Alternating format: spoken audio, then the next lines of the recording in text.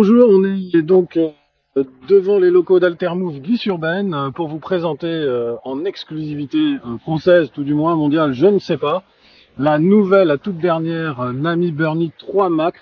Donc la 3 Max c'est la dernière version la plus puissante, batterie de 40 ampères, 72 volts. Et donc nous avons Alexandre qui est venu nous rendre visite avec l'invité mystère Lloyd, l'heureux propriétaire de la trottinette d'ailleurs, disons-le. Et nous allons donc procéder au déballage de la trottinette.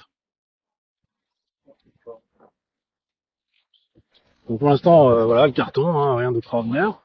On commence à découvrir.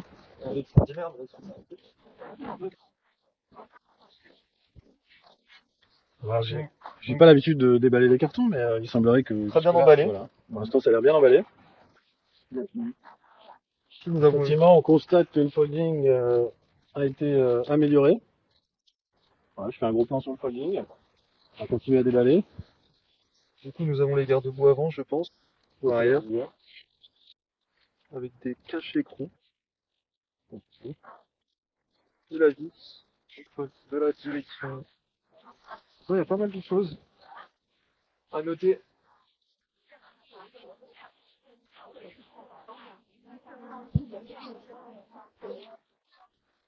C'est vrai que d'apparence, ça ressemble fortement à la Burnie qu'on connaît. Il y a peut-être des améliorations. Alors j'en vois une déjà. Donc elle est fournie avec l'amortisseur de direction. Ça c'est sympa.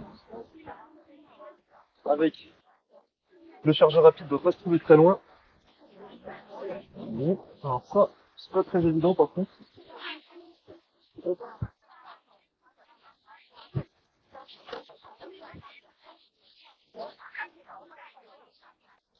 Pour l'instant, il n'y a pas le chargeur.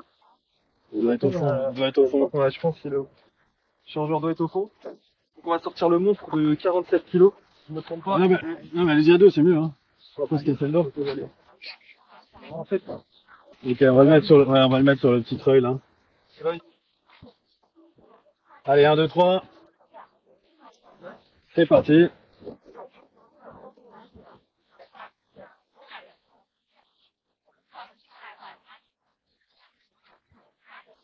Donc on voit aussi qu'il y a eu des améliorations au niveau des freins, des étriers. Des disques.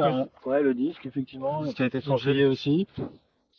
Alors après, je vois la marque Logan, pour ceux qui connaissent.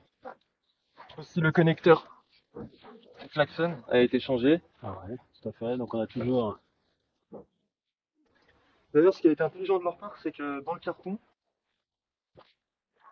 ils ont rajouté des bouts de carton pour bloquer le disque, ouais. pour pas que le disque soit voilé. Ça c'est bien, ça. Déjà, c'est très très bien pensé. Et donc on va fixer le guidon. Qu'est-ce qu'on a d'autre de nouveautés? Ah, je vois une petite carte NFC. Ça a été rajouté, ça.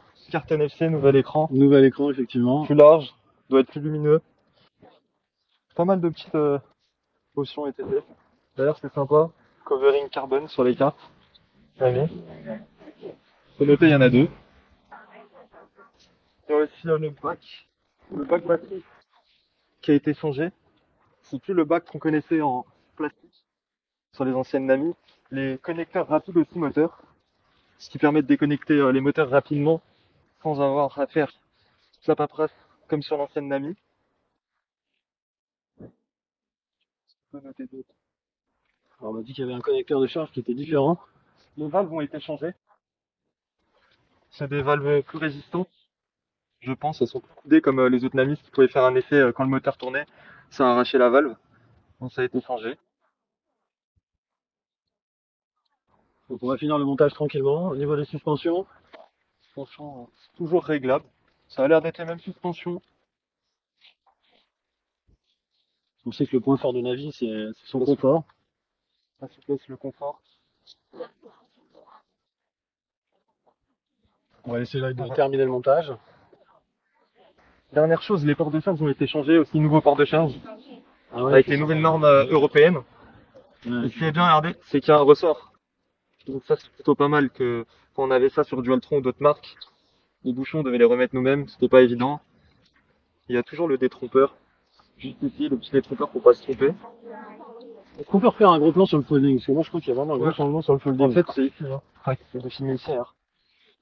Alors, c'est de filmer ici. En fait, le folding, il a été changé à partir de là, c'est de là. Ah ouais. Folding renforcé.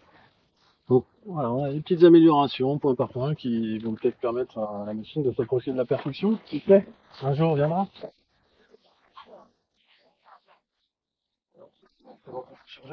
Ah oui, effectivement. Non, ça va trop fort, ça va être, je pense que, ouais, je sais pas où tu veux te mettre, si tu veux qu'on se mette, Voilà. ouais, ici. Alors, qu'est-ce qu'il y a dans la boîte?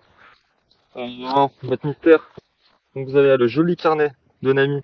Bon, personnellement, nous, ça va pas nous servir.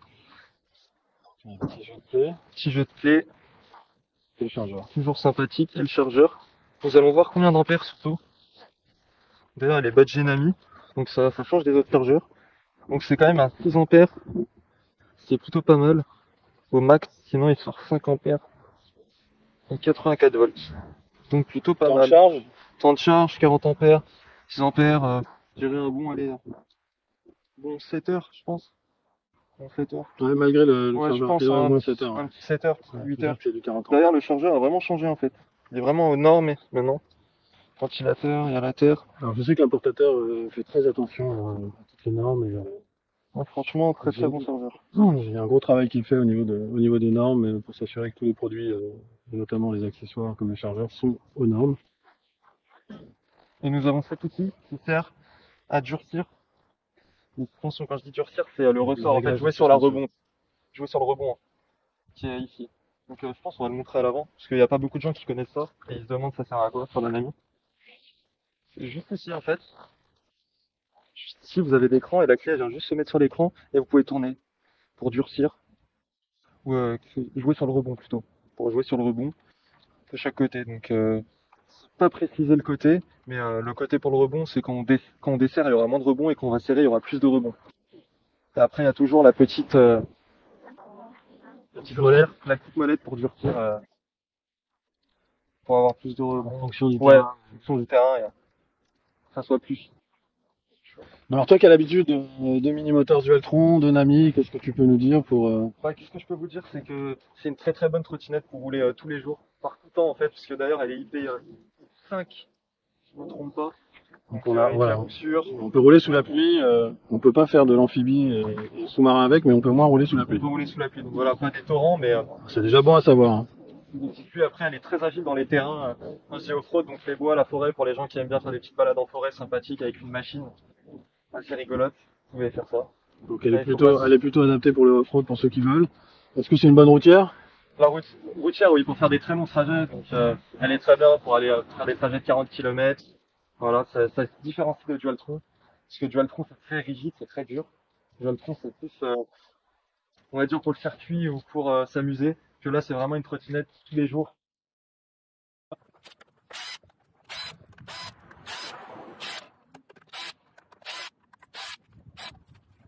Okay. On a toujours le joint chez Nami, hein, pour éviter l'eau qui s'infiltre. Là, on a le pack batterie Nami, je vais faire un gros plan. Ce pack batterie, donc c'est une 38,4 ampères et 73 volts nominal, ce qui est plutôt pas mal. La batterie, vous voyez, elle est dans un caisson étanche. Ouais, c'est propre. Ça, c'est vraiment très propre. Ça a l'air d'être vraiment du solide. Ici, nous avons les fusibles des contrôleurs. Vous voyez, ce qu'il n'y a pas chez les concurrents, Nami ont mis des fusibles pour protéger la batterie et même pour éviter le câblage, les problèmes. moins fouillé que chez Minimotor, si je peux me permettre. C'est mieux fait. Ça, c'est contrôleur. Et ici, vous avez les fusibles de port de charge. Voilà. C'est vrai. Apparemment, c'est du beau travail. C'est du beau travail, c'est pas mal. Et regardez ici, ils ont même pensé à mettre un petit joint pour passer les câbles, vraiment pour la rendre vraiment étanche. Pour éviter les infiltrations d'eau. Ouais. Et là, ça, c'est le petit convertisseur aussi. Étanche, pareil, regardez la qualité. D'ailleurs, ils changent, ça, c'est pas les mêmes que les anciennes Nami. C'est mieux fait. Non, franchement, Nami, au niveau étanchéité, ils s'améliorent et ils prennent ce que les clients disent vraiment à cœur et c'est bien fait. C'est du beau travail. Alors j'ajoute que sur Nami, il y a un carnet d'entretien avec un suivi de la machine. Donc ça, c'est important aussi. C'est les premiers à avoir mis ça en place. En fait, on se retrouve un peu comme dans l'automobile au final. Exactement. Donc non, il y a vraiment des efforts qui sont faits par la marque. Alors, on va saluer Michael Char, hein, le concepteur de la marque et des produits, qui est un vrai passionné lui aussi, pour ceux qui connaissent. Donc on va la revisser et puis on se retrouve pour le test en route.